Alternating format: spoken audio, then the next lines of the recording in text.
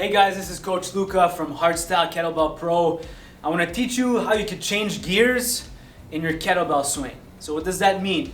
You're going to change speeds. So you're going to go from enjoying the float at the top to an overspeed eccentric and how to go back.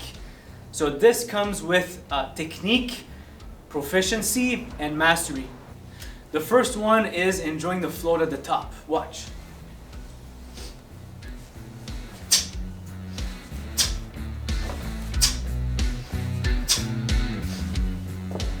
Still very fast and powerful, applying max tension at the top, but I let the kettlebell float and taking my time guiding it back between my legs and back up again.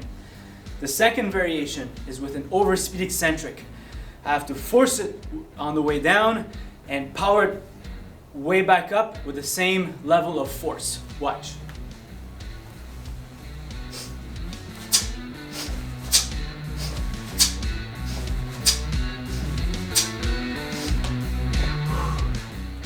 A lot more challenging and exhausting.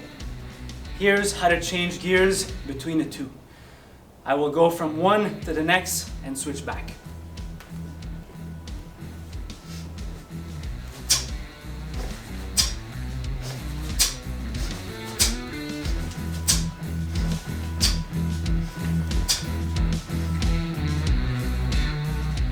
And that's the difference between changing gears in your kettlebell swing. Enjoy the float at the top or power your way through. This one is more taxing and it will recreate, I'm out of breath here, shit, stop it for a second.